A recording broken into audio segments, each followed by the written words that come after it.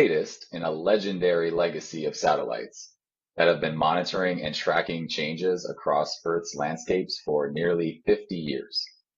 The mission is a joint effort between NASA and the US Geological Survey, and it has provided the longest running satellite data record of our changing planet.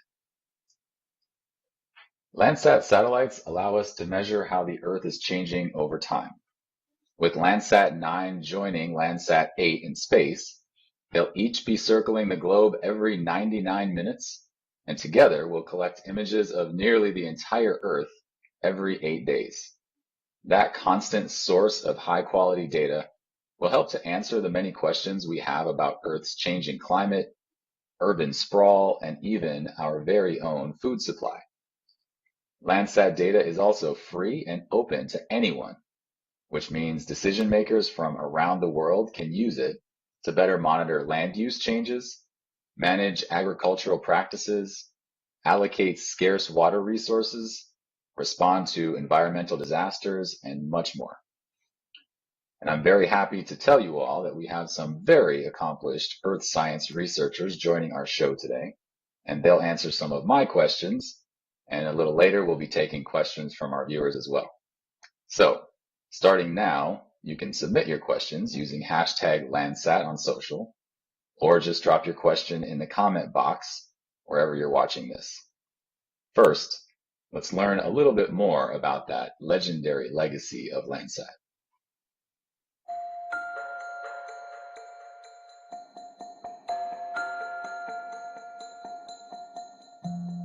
The blue marble. That was our first view of ourselves. We really are the blue planet. We're hanging out here in the middle of nowhere. In fact, Apollo imagery was part of the justification for putting together a satellite that would look at the Earth. That satellite was the first Landsat.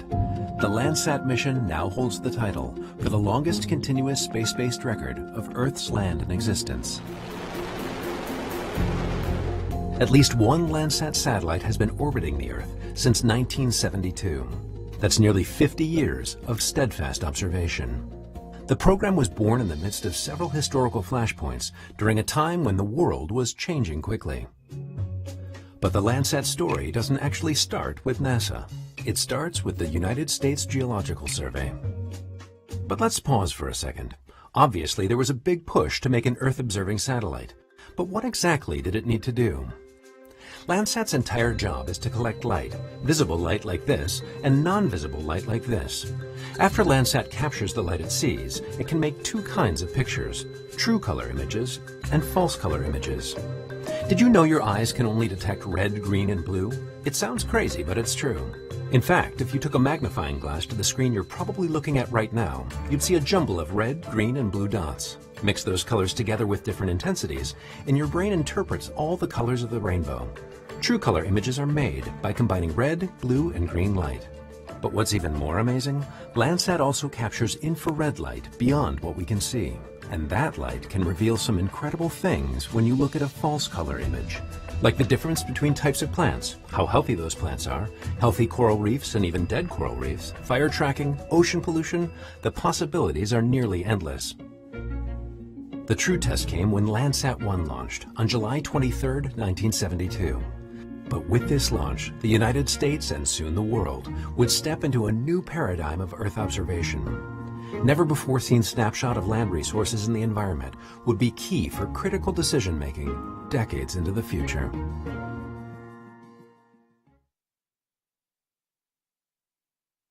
We are now joined by NASA Research Assistant NIKKI TULLEY. NIKKI, thank you so much for being with us today. Thank you. Thank you for having me, and I appreciate being here today. Of course. So NIKKI, as you may know, I recently heard your story and your background and how you got started in this research. And so I definitely need you to tell our viewers about that. So if you could, give us a little bit of that background and specifically how Landsat was involved in a very memorable moment of your life. Sure. Thank you. So the story that you just heard that was shared with you was as a result of the USGS Human Dimensions and Ladies of Landsat collaboration. And in that story, you heard that I'm a member of the Navajo Nation, which is one of over 500 Native American tribes located in the United States. And in that story, it further shares some background of who I am and where I come from. And one of the things you'll learn is that one of the first homes that I grew up in didn't have running water. And so we had to haul water from local watering points to support our livelihood. And I believe that it is from that point that I began to get an interest in water science. And so growing up, I was surrounded in this area by family, and we spoke a particular language, which was the Navajo language. And so when I went to college in the pursuit of an academic career, that is one thing that came as a huge shock, was culture shock, leaving the landscape that I knew and the people that I knew and was surrounded by. And so luckily for me, when I took a remote sensing class, I learned about Landsat and what the data provides. And so that comes in the area of Earth observation, satellite imagery. And so within that way, I use Landsat to remind me of home, to be able to look at the landscape that I grew up on and to not feel so homesick and to feel a way of having a connection to home. And in many ways, working with the NASA WAYO DSET project and the current role that I'm in, I feel that that again has brought me a way back home again. And in reality, Landsat helps us have that relation to home, as we all live on planet Earth and Earth is our home. Ain't that the truth? So you mentioned a couple of terms. I've been hearing a lot of those terms lately here working in NASA Earth Science, especially during the summer months when we've had heat waves and droughts. So you mentioned WAYO, and you also mentioned DSET. I know you know a lot about both of those, but our audience may not. Very important terms those are. So can you please explain what those mean? And then please, specifically just how has the Navajo Nation Drought Project helped that community where you grew up? Yeah, so at the time I joined the team, I joined the team to help in these capacity building efforts to look at DSET, which is the Drought Severity Evaluation Tool, which at the time was funded by NASA WAYO, the Western Water Applications Office. And so this project was co-developed with the Desert Research Institute and the Navajo Nation Department of Water Resources. So DSET uses remote sensing that is modeled with in situ data that is all combined into this web interface that you see here on the screen, that was really designed to be user-friendly to meet the unique challenges of water management on the Navajo Nation. So what does that all mean? What DSET does is it uses satellite imagery to tell a story through the light of the landscape. And so Landsat is one of these satellite databases that is used with other data that is collected and verified. The Department of Water Resources has contributed some ground-based data to where we can look at these interactions between the data we see coming from the satellites and the data we see coming from the ground, to be able to use these drought monitoring efforts, looking at precipitation, looking at snow, ultimately looking at the impact of drought on the landscapes through these drought conditions, to further analyze crop analysis, surface water, and also to be able to look at the snowpack state. So overall, looking at the impact on the water cycle. You mentioned crops, and I know you probably know more than most this phrase "water is life," right? And obviously on that list of what we need to survive is food, and there's a very direct correlation and relationship between water supply, food supply. What can you tell us about how Landsat and other NASA satellites are involved in monitoring that food supply? Sure, I totally agree with you in that statement, water is life. In my language, we say tua'einat. And in thousands of other ways, we can definitely translate that statement, because it is true that across the globe, the importance of water and food will remain a constant issue of great importance that we're all familiar with. I just shared with you some ways that satellite data is being used in a particular way to look at the impacts of the water cycle.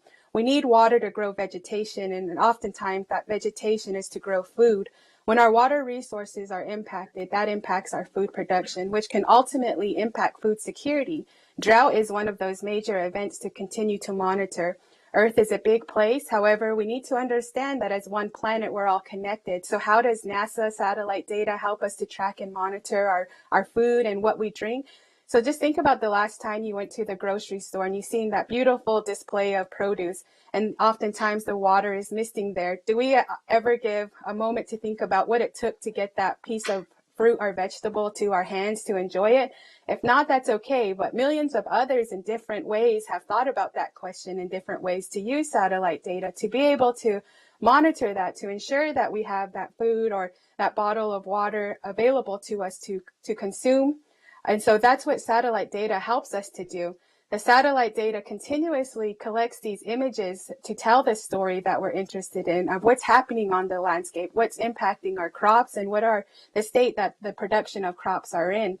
Satellite data, for example, can help us to understand soil moisture, which is a really big area of how much water is in the soil and how might that impact the crop production. Satellite data also helps us to look at irrigation, crop yield, crop production, productivity, and many other soil and crop characteristics that go into getting that seed that is planted in the earth to food on our table. Thank you. I mean, normally when that mister comes out on the produce aisle, my first reaction is to get out of the way, but now I have a totally different thought that I'll take with me every time I'm in the grocery store. Thank you for that, and thank you for joining us, Nikki. We will be back with you, Nikki, a little bit later to answer some of our viewer questions. And again, get those in right now if you want to using hashtag Landsat. And as we can see, the data we receive from Landsat and lots of other satellites really are important to our everyday lives, even down to how we source our food. So with that in mind, how about we head right to the kitchen and see how NASA data is being served up. My name's Jocelyn Argueta. I'm your host, Kathleen Gata. And this is Snack Time with NASA. So we can send a rover to Mars, but now the question is, can we make a tasty dip? And this is my dog, Bowie, and we both really love cheese. I will eat a space potato in my lifetime, I promise you that. Because it's my first time, and I'm not sure how it's gonna taste. It's so bad. Did you know that NASA plays a big part in the food you eat? We use data from space to monitor agriculture and track food security. So coincidentally, we have some of the crops that we keep an eye on. Can you tell us a little bit about why NASA studies agriculture in the first place when we're known more for space exploration than cooking? As we all know, our planet Earth is also a planet, and so NASA has satellites that are pointing out into space, but it also has a lot of Earth observing satellites pointing here down at Earth. And of course that's really critical because we live here, and that's important for us to track and understand how we're changing our planet, how our planet is responding, and in particular tracking agriculture, which is what we're concerned with here. Food security and agriculture are one of the biggest challenges we face in this century. And NASA's satellite data, since actually going back to early days of satellite monitoring, there has always been a large focus on agriculture. Agriculture covers a huge part of our land system, and what that does is that helps us to get an accurate and a timely understanding of potential shortfalls or surplus of crops and food production around the world. So I have edamame in front of me, and what I believe to be the most underrated part of a cheese board, which are carrots and olives.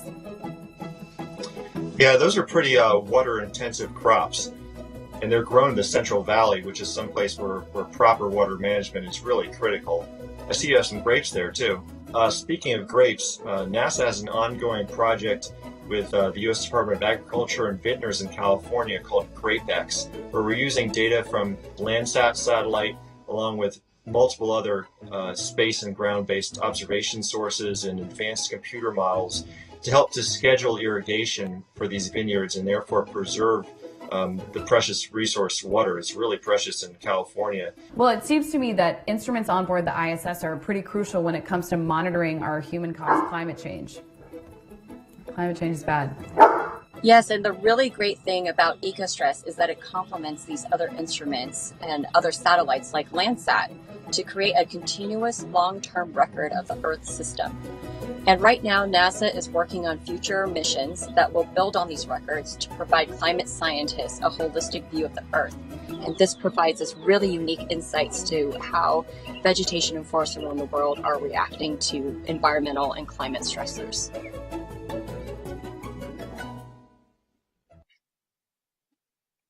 Keeping an eye on our food sources is just one of the many applications of Landsat data.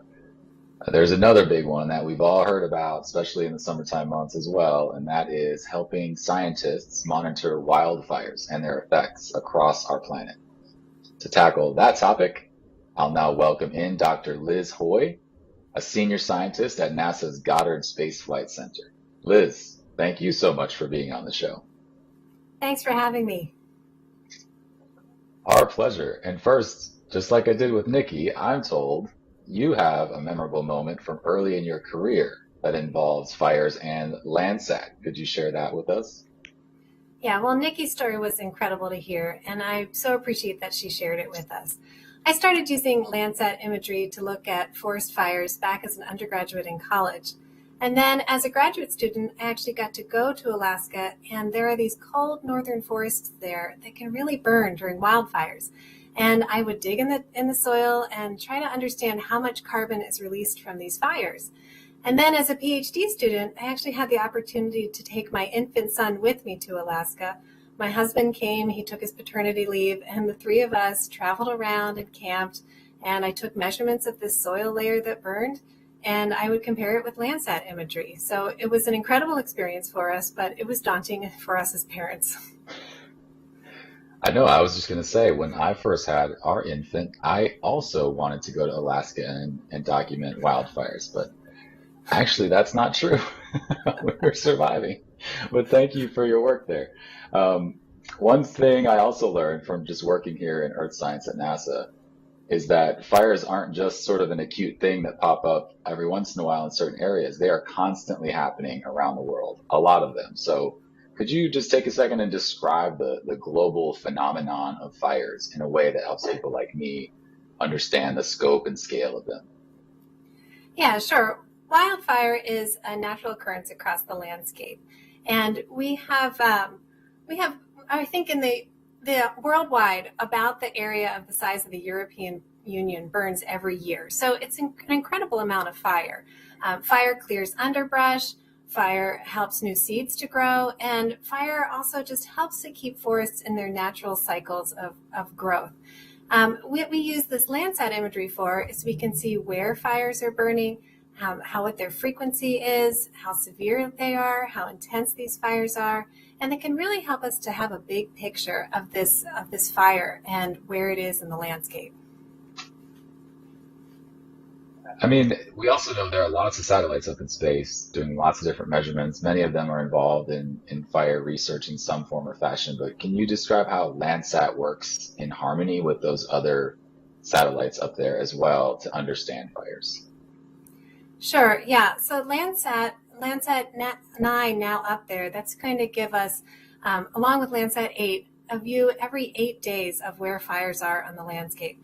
And when we take into account other satellite imagery as well from comparable satellites, we're having a view every 2 to 3 days. So with this 50-year record that we already have, we're getting an incredible amount of data in. I like to think about a family photo album. So if you have a picture of someone as a baby, and then you're able to watch them grow until they're a 50-year-old adult, you're really seeing how they're changing over time. And we're seeing that with this Landsat imagery now too. Having this record really helps us to look at all these different aspects of wildfire and really better understand how it's impacting the landscape, and then how fire and resource managers can take that imagery and use it to better allocate resources where there might be a really severe or intense wildfire. I know some of us tend to think of fires also as an effect of the hotter, drier climate as that's intensifying, but there's another aspect of that I think we should know more about, and that's the effects from fires. So what can Landsat and other NASA data teach us about the after-fire consequences of fires on Earth, whether that's on the land or in the atmosphere?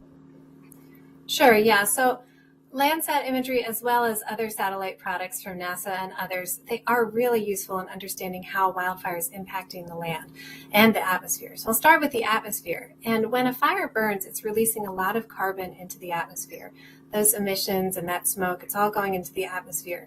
That can actually cause the atmosphere to warm, which can actually create conditions for more fire down the road. So that's one thing. Then the second thing is that these emissions, the smoke, can be really harmful for human health.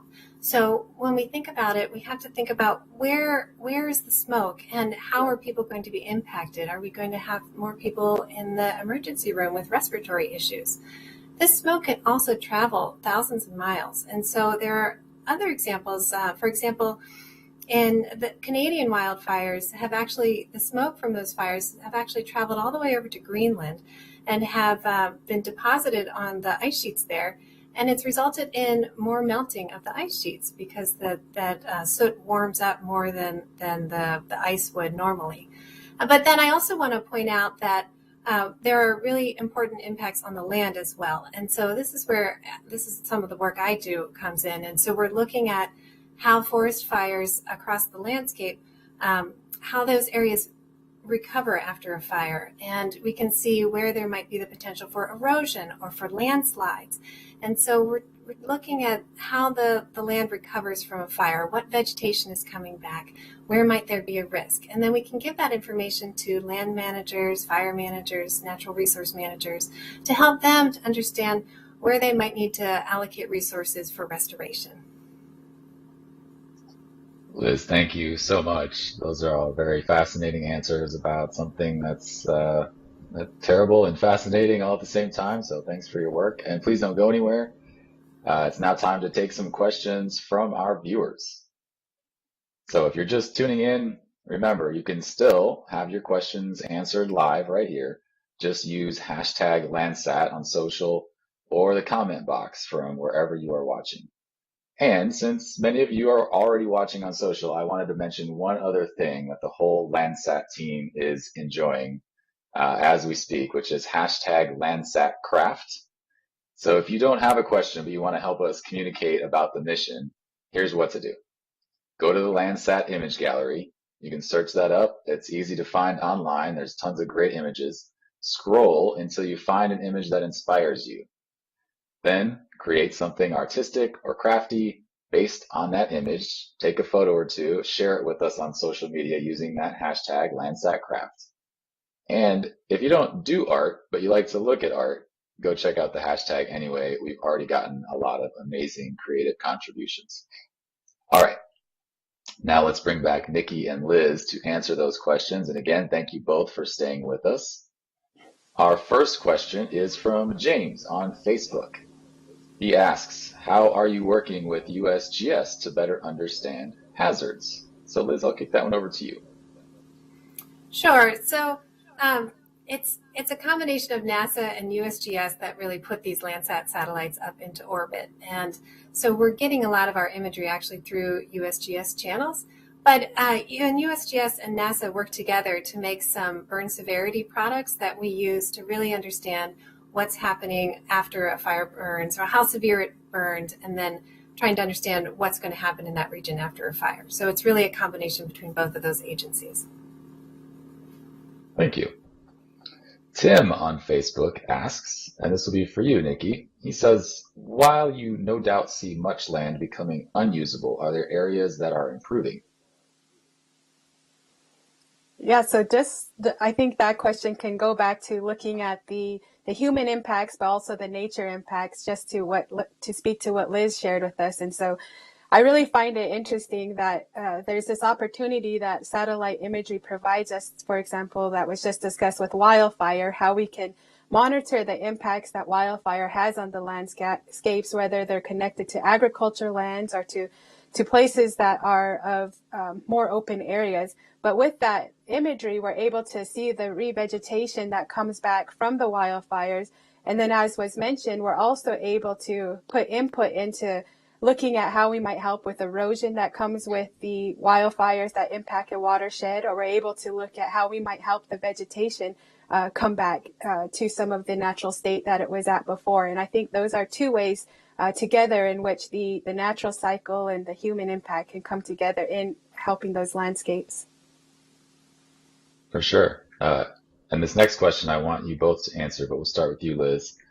Elda Pena, also on Facebook, asks, what surprises have these Landsat observations given you?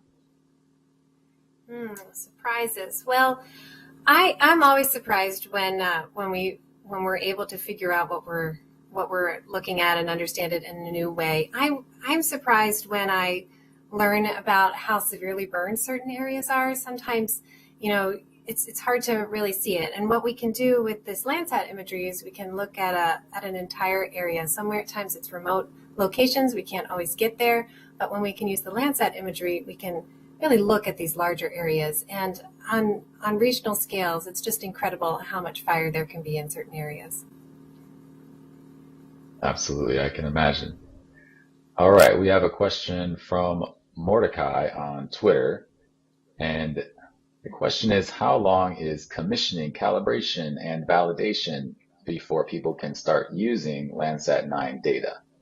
So I'll take that one a little bit. We also have a question right after that from Tui Nising on Facebook, which is a similar question about where will Landsat 9 images be available? So the shortish answer to those questions is that the data is managed by the US Geological Survey. That's why it's a partner mission. So that typically happens at 100 days after launch. So realistically, when that data has become open and available for the public and researchers and everyone to use, that'll be probably early January after the holidays, but that's just a little bit after that 100-day mark. And you can just head over to the USGS archive and find those at that point. All right, Linda on Facebook asks, how long will the satellite last? So Liz, I know you've been studying remote sensing for a long time with data from a lot of different satellites, and they're all a little bit different, but do your best and predict how long the NASA Landsat 9 satellite will last for us. Well, one thing that's been really great about the Landsat program is that some of the satellites have actually outlived their expected lifespan. So as we said in that video in the beginning, we've had a satellite that's been up there, at least one of these satellites, for almost 50 years. And so I hope Landsat 9, exceeds its design life and stays up there for many years. And then we keep going with this program, because having this long-term look really helps us to understand how the Earth is changing. Absolutely. Well, that is about all the time we have. Liz and Nikki, thank you again so much for joining us today. It's been a privilege to talk with you. Yeah, thank you for this opportunity. Thanks so much for having us. And thanks to all of you, our viewers, for joining us online. Like we mentioned before, Landsat 9 launched on Monday from Vandenberg Space Force Base, and it is now continuing the nearly 50-year legacy of this amazing, legendary Earth-observing satellite program. You can stay up to date on how NASA studies our home planet all the time by following @NASA Earth on Facebook, Twitter, and Instagram. And if you want to learn more about all things Landsat, we just recently released a really cool interactive website. So go check that out at NASA.GOV/Landsat9.